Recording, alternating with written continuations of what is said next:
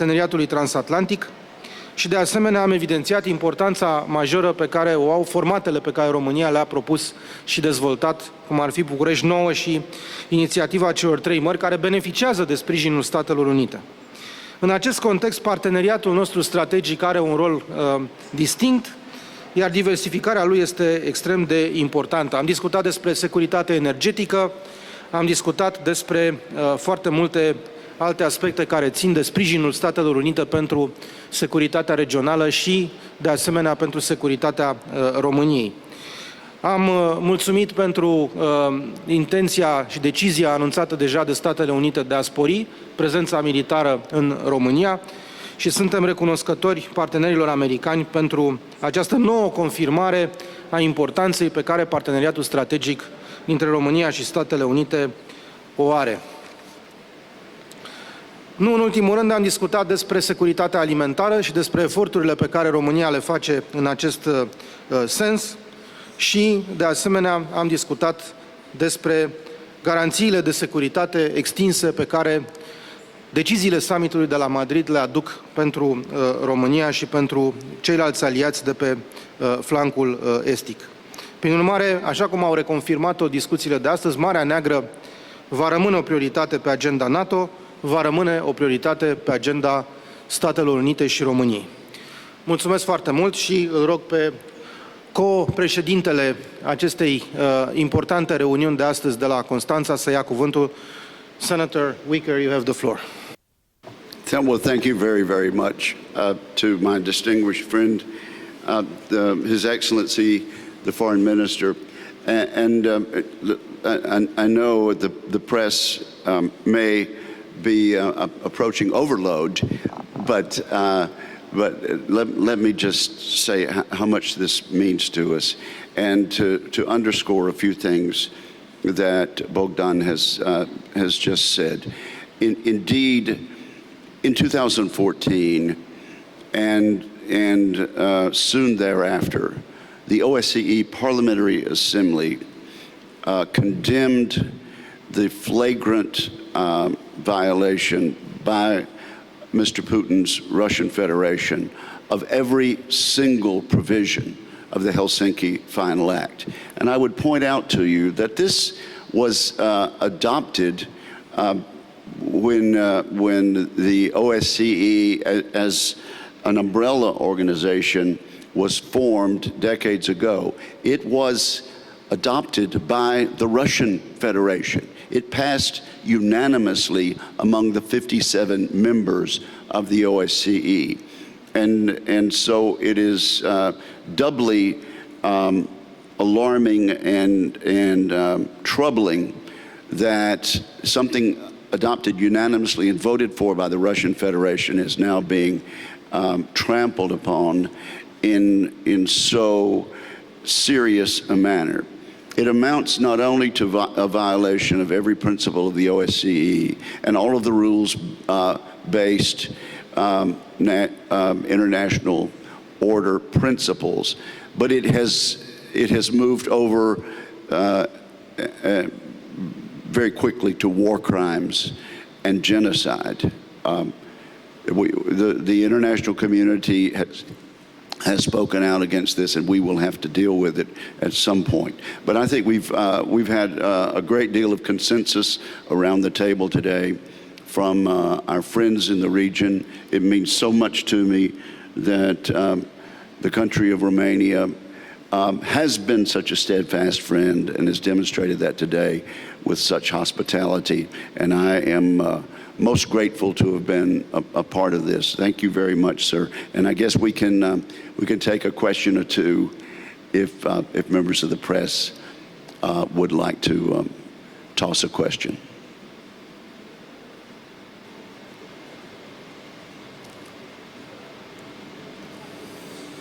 Senator, I have a question for you. This morning, as you know, Russia again attacked a civilian area near Odessa, causing the death of over 20 people. And this kind of attacks will probably continue. The Ukrainian parliament representative, Mr. Gorashenko, asked today for more sanctions to be imposed to Russia. Can you tell us if more sanctions will be imposed and what will this be? I would support more sanctions, and as a matter of fact, I think both Republicans and Democrats in the House and Senate have called on the Biden administration to impose the full gamut of sanctions. This is a recommendation that Congress can make. It's a decision that must be made by the administration, which of course is under the care of the Biden administration at this point. But if there are further sanctions that can be implemented, and there are, I think there would be bipartisan support in the Congress for that. And your question points out the war crimes of Vladimir Putin and his regime attacking innocent civilians that have no strategic relevance to the war effort. And these need to be responded to in the strongest way. And then once this is over, and successfully, I hope, on the part of Ukraine and the freedom-loving peoples of the world, these crimes will need to be dealt with by international tribunals. Iulia Stanciu, Digi24. Domnule ministru, știți că în această dimineață a avut loc un atac în regiunea Odessa. Acolo a fost bombardat și un sanatoriu, un centru de sănătate, dar care aparținea Republicii Moldova. Acolo erau tratați copii bolnavi din Republica Moldova și se pare că avem și răniți și chiar un decedat. Care este opinia dumneavoastră despre acest eveniment? Mulțumesc! Noi am condamnat foarte ferm acest atac care a avut loc în această dimineață, așa cum am condamnat toate celelalte atacuri care au fost îndreptate de către Federația Rusă împotriva civililor din Ucraina. Este încă o încălcare flagrantă a dreptului internațional umanitar, încă o încălcare flagrantă a regulilor care reglementează ducerea războiului, desfășurarea ostilităților. Pentru că dreptul internațional umanitar interzice ca civilii să fie ținte ale atacurilor militare, interzice ca obiectivele civile să fie implicate în ostilități. Și din acest punct de vedere, această nefericită situație creată de încă un atac împotriva civililor nu face decât să reconfirme faptul că vorbim despre un război care este nu doar ilegal, dar este și imoral și care trebuie să ia sfârșit cât mai repede. Vom lua legătura și suntem în contact permanent, de altfel, cu colegii noștri de la Chișinău, în măsura în care putem să ajutăm în legătură cu victimele acestui atac, o vom face. Mulțumesc. Let me just say, I associate myself with the remarks of the distinguished foreign minister with regard to the attacks on civilian targets. And let me also say that I appreciate your question because it gives me the opportunity to emphasize a point that has been made several times during this summit, and that is that the future of Moldova is part and parcel of the Black Sea security issue. They're very important. I have visited Chișinău, and I support the aspirations of Moldova to move into the European Union. And our support for Black Sea regional allies certainly includes support for Moldova. Nona Jalba, Ager Press. Când credeți că se va termina și în ce condiții acest război imoral, cum l-a numit domnul Aurescu mai devreme?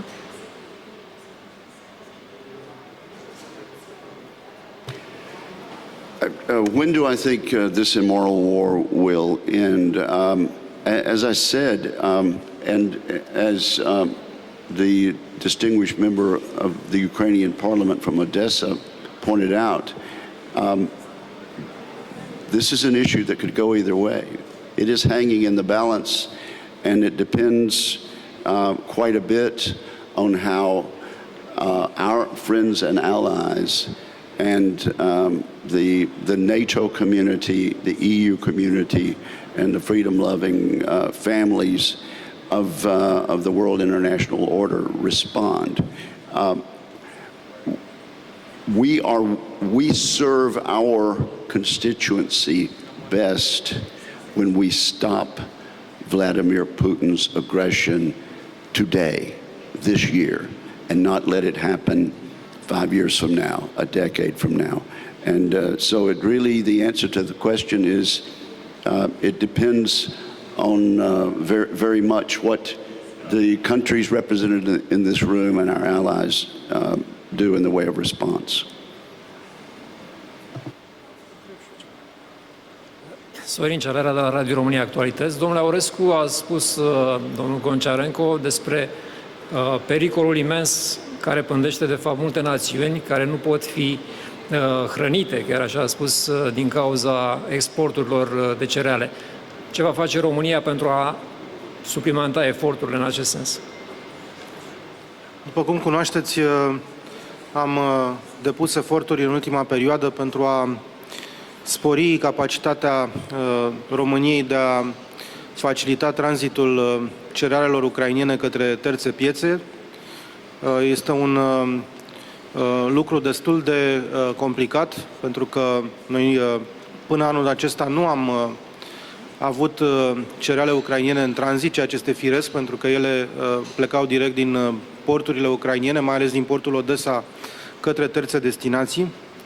Vom continua să facem demersuri și sunt convins că toate autoritățile române care au atribuții în acest domeniu vor continua să facă demersuri pentru creșterea capacităților de tranzit și în același timp sprijinim toate inițiativele de la nivel internațional pentru a putea găsi soluții alternative, inclusiv dacă va fi posibil pentru deblocarea portului Odessa, deși trebuie să mărturisesc aici că sunt mai degrabă rezervat cu privire la posibilitatea ca portul să fie deschis sau să fie deminat sau să fie utilizat din nou pentru transportul de cereale din rațiuni evidente de ordin militar.